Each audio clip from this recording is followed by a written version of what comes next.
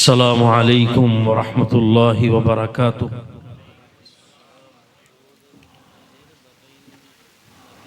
نحمده ونصلي ونسلم على رسوله الكريم، اما بعد فاعوذ بالله السميع العليم من الشيطان الرجيم من همزه ونفخه ونفسه، وما أرسلناك إلا رحمة للعالمين۔ وقال الله تبارك وتعالى في مقام آخر: أعوذ بالله من الشيطان الرجيم، لقد جاءكم رسول من أنفسكم عزيز عليه ما عنتم حريص عليكم بالمؤمنين رؤوف رحيم، فإن تولوا فقل حسبي الله لا إله إلا هو عليه توكلت وهو رب العرش العظيم۔ رب اشرح لي صدري ويسر لي أمري واحلل عقدة من لساني يفقهوا قولي، رب زدني علما۔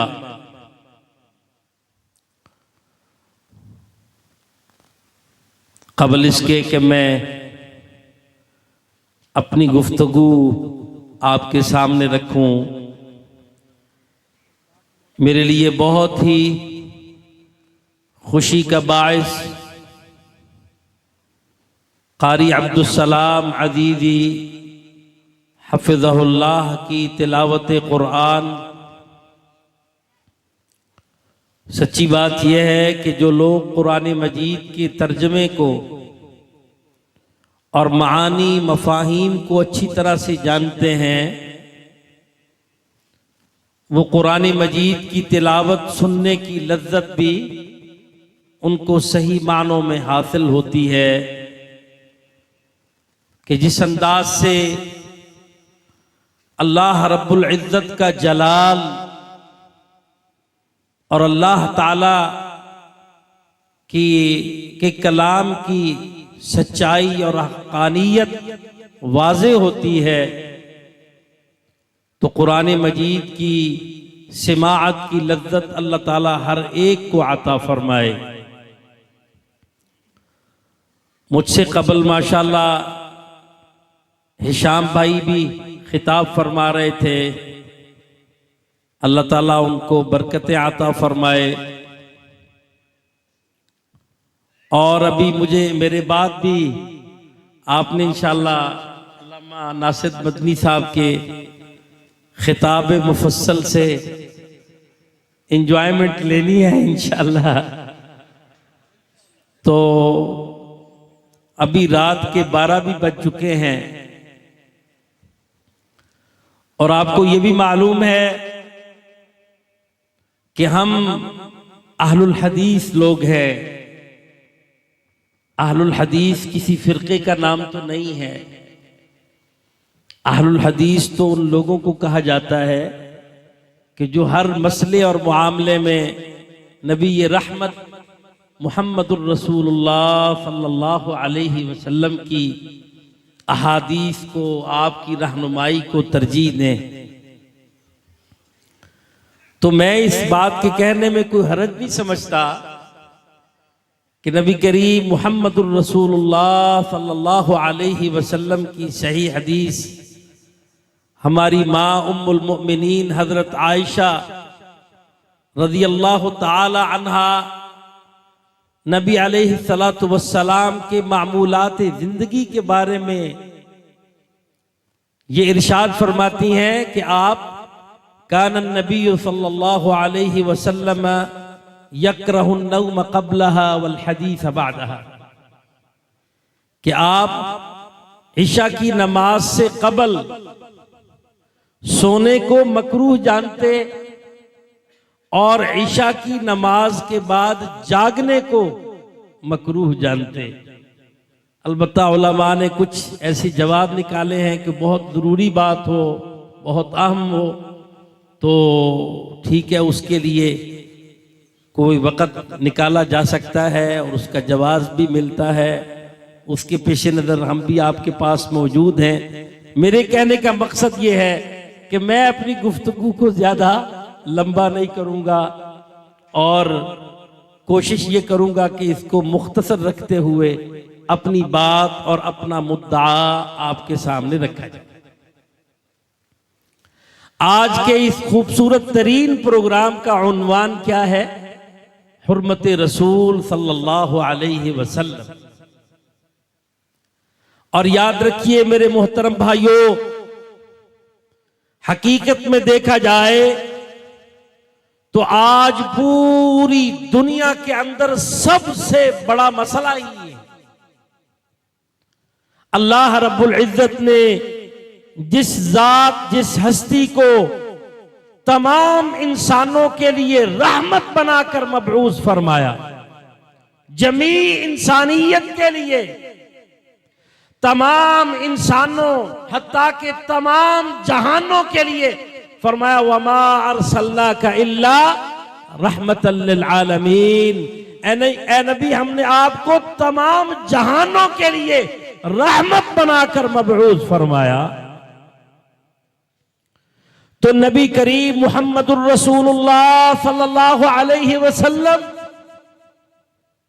ٹھیک ہے اہل الحدیث ہو یا اہل السنہ ہو، ان کا سب سے بڑا محور نبی علیہ السلام کی ذات مبارکہ ہے، لیکن نبی علیہ السلام تمام انسانوں جہانوں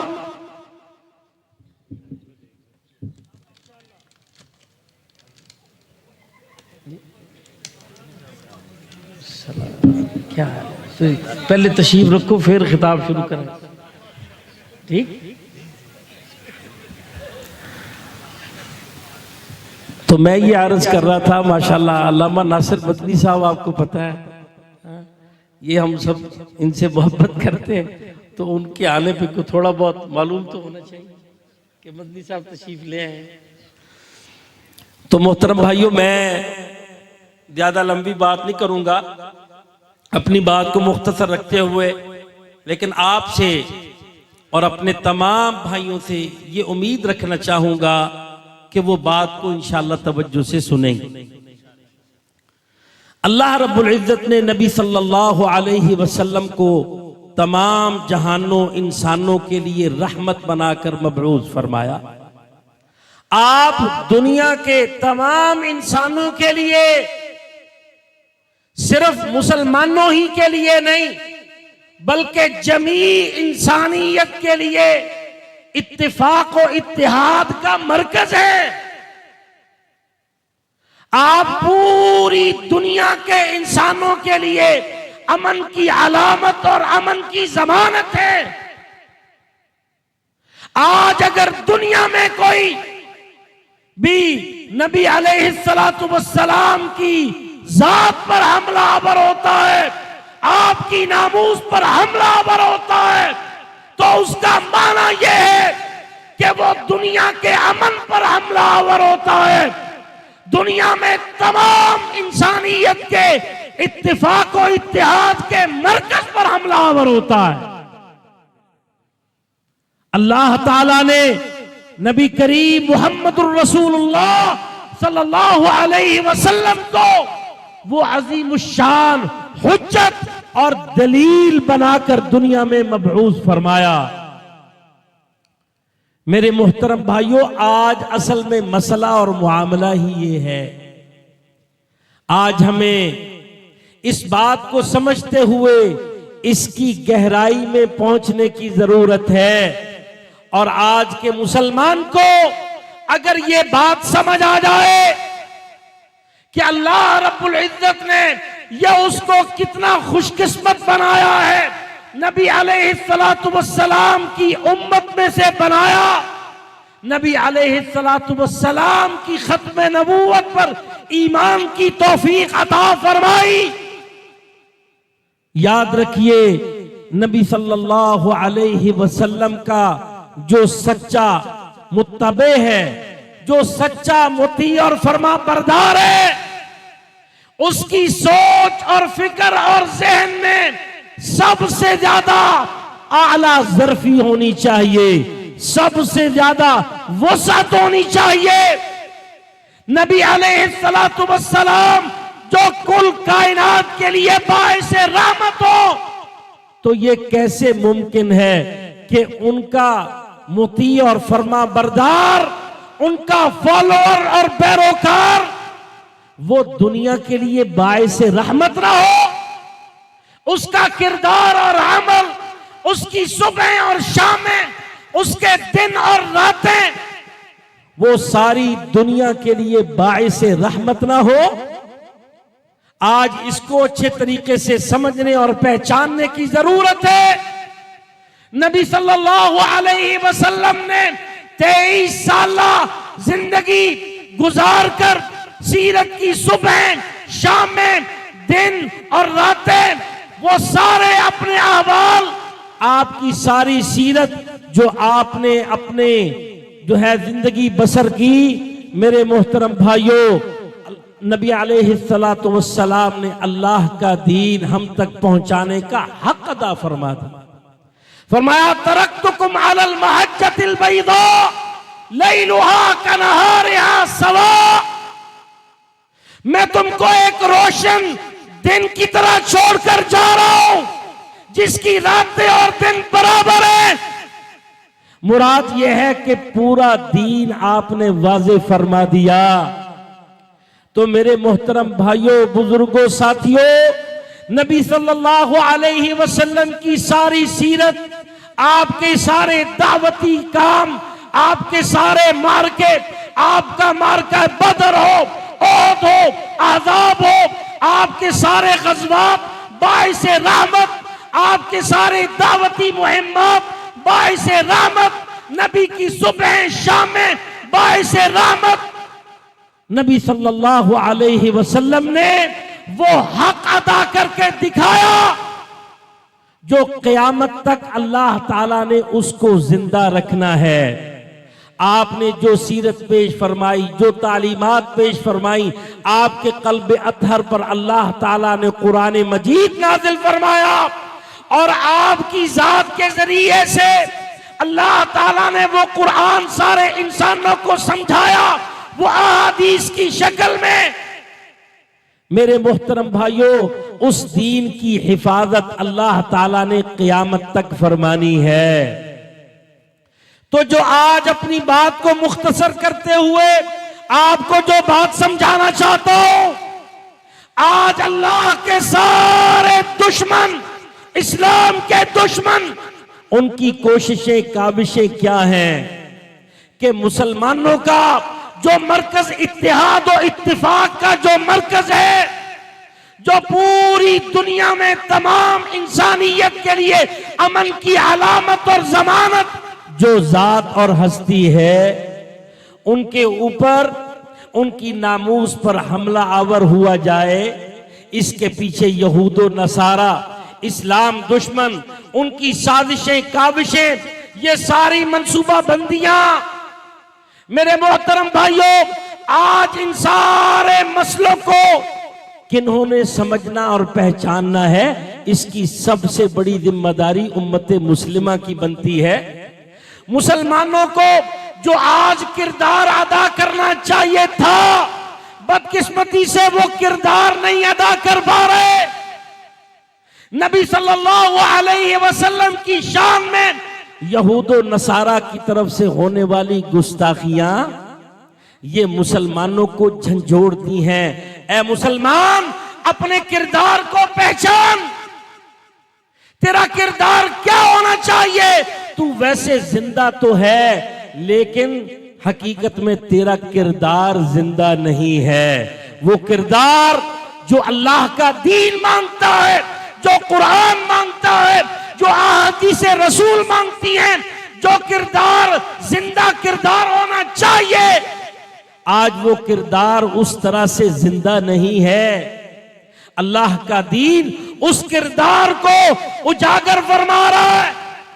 تو یہ حرمت رسول صلی اللہ علیہ وسلم کا عنوان تو ان باتوں کا متقاضی ہے۔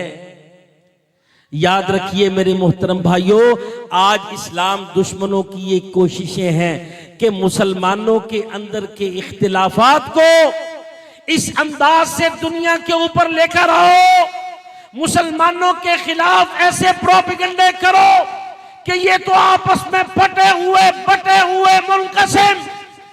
نہیں میرے محترم بھائیوں، اللہ بھی ایک، رسول بھی ایک، کعبہ قبلہ بھی ایک، اللہ نے ہمیں ایک اور ایک اور ایک رکھا۔ آج ضرورت اس امر کی ہے کہ ہم نبی کریم محمد الرسول اللہ صلی اللہ علیہ وسلم کے جب سچے پیروکار ہیں تو اپنے ہر مسئلے اور معاملے میں، وہ معیشت ہو، معاشرت ہو، تجارت ہو، نکاح ہو، طلاق ہو، ہر مسئلے، ہر معاملے میں جب سب لوگ نبی علیہ السلام کی اطاعت کریں گے تو کوئی اختلاف، کوئی فرقہ، کوئی جھگڑا، کوئی مسئلہ یہ باقی نہیں بچے گا۔ اللہ تعالیٰ نے نبی علیہ السلام کو کل کائنات کے لیے انٹرنیشنل، گلوبل، آفاقی رسول بنا کر مبعوث فرمایا۔ آپ پر نازل ہوئی شریعت وہ ملکوں کے بدلنے سے نہیں بدلتی، وہ بر اعظموں، بر صغیروں کے بدلنے سے نہیں بدلتی، وہ صدیوں کے بدلنے سے نہیں بدلتی، وہ قیامت تک کے لیے ایک ہے، جس کو اللہ تعالیٰ نے اپنے نبی کے ذریعے سے پیش فرمایا ہے اور قیامت تک اس کی حفاظت کا ذمہ اٹھایا ہے۔ تو میں جو بات آپ کے سامنے رکھنا چاہتا ہوں، آج ہم اپنے آپ کو اہل الحدیث کہلوانے والے لوگ، اہل حدیث میرے محترم بھائیوں، وہ لوگ ہوتے ہیں جو سب سے زیادہ ذمہ دار، جو سب سے زیادہ اعلیٰ ظرفی والے، جو سب سے زیادہ باعث رحمت کردار پیش کرنے والے، لوگوں کو بڑے اچھے انداز سے، آسن انداز سے لوگوں کو دین کی طرف بلانے والے، اگر ان کے اندر اختلافات بھی ہو گئے ہیں تو بہت مثبت انداز سے ان کی اصلاح کر دینے والے۔ یاد رکھیے یہ اہل الحدیث، ان کی سب سے بڑی پہچان میں واضح طور پر کہوں گا، اپنی تمام اہل حدیث جماعتوں کو، اور یہ بھی کہوں گا اہل الحدیث ہو یا اہل السنہ ہو، یہ دونوں نام، ان دونوں ناموں کی مراد کیا ہے؟ نبی کریم محمد الرسول اللہ صلی اللہ علیہ وسلم کی سنت، آپ کا طریقہ، آپ کا طرز عمل۔ میں اپنے تمام اہل الحدیث، اہل السنہ بھائیوں کو یہ واضح طور پر کہنا چاہتا ہوں، اگر تم چاہتے ہو کہ حرمت رسول کا دفاع ہو تو اپنے تمام تر معاملات میں نبی کریم محمد الرسول اللہ صلی اللہ علیہ وسلم کو اسوہ بناؤ۔ نبی علیہ السلام نے ایسا انداز پیش کیا جس کے ساتھ بندہ اپنے ساتھ چلنے والے لوگوں کے لیے ہر دل عزیز بنے۔ میرے محترم بھائیوں، ایسا نہیں، یعنی نبی صلی اللہ علیہ وسلم نے یہ سکھایا جہاں نفی کرنی ہے تو نفی کس انداز سے کرنی ہے، کسی کی تائید کرنی ہے تو اس کی بنیاد کیا ہونی چاہیے، کسی کی نفی کرنی ہے تو اس کی بنیاد کیا ہونی چاہیے۔ یاد رکھیے اللہ تعالیٰ نے اپنے نبی محمد الرسول اللہ صلی اللہ علیہ وسلم کی یہ ڈیوٹی لگائی، یہ ذمہ لگایا کہ نبی جہاں جہاں کوئی غلطی ہے آپ اس کی اصلاح فرمائیں گے، لوگوں کو سمجھائیں گے، لوگوں کو بتائیں گے، منکرات سے روکیں گے، اور جو اللہ تعالیٰ کے احکام ہیں وہ انسانوں تک پہنچائیں گے، جو نواہی ہیں ان کے متعلق بتائیں گے، جو اوامر ہیں ان کے متعلق بتائیں گے۔ تو میرے محترم بھائیوں، نبی صلی اللہ علیہ وسلم کا ایک ایک طریقہ ہمارے سامنے واضح ہے۔ آج ہمیں اس پر قائم ہونا چاہیے. جب آپ اس پر قائم ہوں گے تو یاد رکھیے کوئی شخص بھی وہ دل سے کبھی آپ کی مخالفت نہیں کرے گا. ممکن ہے بظاہر آپ کی وہ مخالفت کرے، لیکن اس کا دل یہ گواہی دے گا کہ یہ ہمارا خیر خواہ ہے. نبی علیہ السلام نے جو اپنے صحابہ تیار فرمائے اور جن خطوط پر ان کی تربیتیں فرمائیں، تو ان کو کیا انداز سمجھایا کہ وہ لوگوں کو اگر غلطی سے روکیں گے تو وہ بھی خیر خواہانہ انداز سے، کہ ان کے اوپر یہ بات واضح رہے کہ ہم ان کے لیے خیر خواہی کرنے والے ہیں. قرآن مجید کی آیات بھری پڑی ہیں. تو میرے محترم بھائیوں، آج امت میں، مسلمانوں میں، ان کے مختلف مسائل معاملات میں اگر اختلافات ہیں تو ان اختلافات میں مثبت انداز سے ان کو خیر کی طرف بلانا، ان کی اصلاح کا اہتمام کرنا، یہ ترہ امتیاز اہل الحدیث لوگوں کا ہے. اور جیسے میں نے عرض کیا، اہل الحدیث کسی فرقے کا نام نہیں ہے.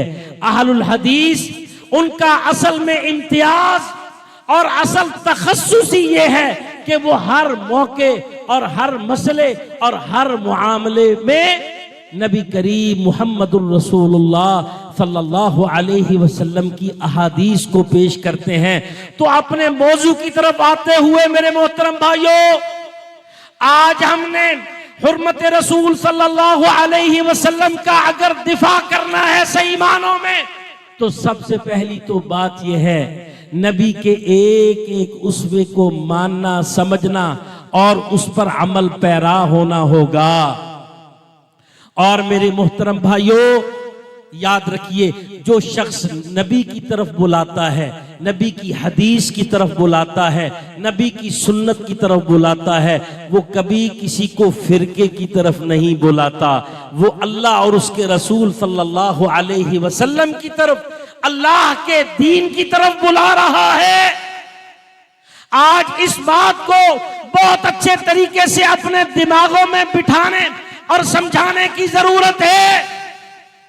اور اس کے ساتھ ساتھ میرے محترم بھائیوں، آج کے ایسے حالات میں ہم سے اگر کوئی پوچھتا ہے کہ حافظ صاحب بتائیے حرمت رسول صلی اللہ علیہ وسلم کا دفاع کیسے ہوگا، تو میرے محترم بھائیوں اس کے دفاع کے لیے ضروری ہے کہ مسلمان اپنی صفوں میں اتفاق اور اتحاد کی فضا پیدا کرے. قاتل المشرکین کافۃ کما یقاتلونکم کافۃ، جیسے سارے اسلام دشمن اپنے اختلافات کو ختم کر کے اپنی صفوں میں اتفاق و اتحاد پیدا کرتے ہوئے مسلمانوں تمہارے خلاف کھڑے ہیں، تو اسی طرح مسلمانوں تم بھی ان کے مقابلے میں کھڑے ہو جاؤ. یہ حکم اللہ کا ہے. قاتل المشرکین کافۃ، یہاں کافۃ سے مراد اپنی صفوں میں اتفاق اور اتحاد، اپنے اندر برداشت اور رواداری، اپنے اندر اسالیب جو دعوت کی جو حکمتیں ہیں، ان ساری حکمتوں کے پیش نظر اپنے اخلاق، کردار اور عمل میں نرمی لے کر آنا، اپنے مسلمان بھائیوں کو اپنے قریب کرنا. فرمایا بشروہم ولا تنفروہم یسروہم ولا تعسروہم.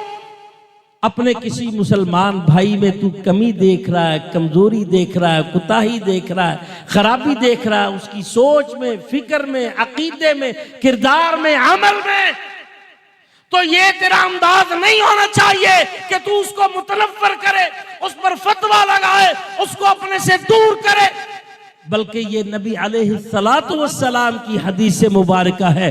بشروہم، ان کو خوشخبریاں دو، ان کو بشارتیں دو، ان کو اپنے قریب کرو، ان کو اپنے سے دور نہ کرو، متنفر نہ کرو. یسروہم، ان کے لیے آسانیاں پیدا کرو. ولا تعسروہم، ان کو مشکلات میں نہ ڈالو. یہ کس کا فرمان ہے؟ نبی کریم محمد الرسول اللہ صلی اللہ علیہ وسلم کا. تو یاد رکھیے میرے محترم بھائیوں، جیسے میں نے عرض کیا، نبی صلی اللہ علیہ وسلم کی ساری سیرت وہ باعث رحمت ہے، نبی کی دعوتی مہمات ساری باعث رحمت ہے، نبی کا ایک ایک معرکہ سارا باعث رحمت ہے۔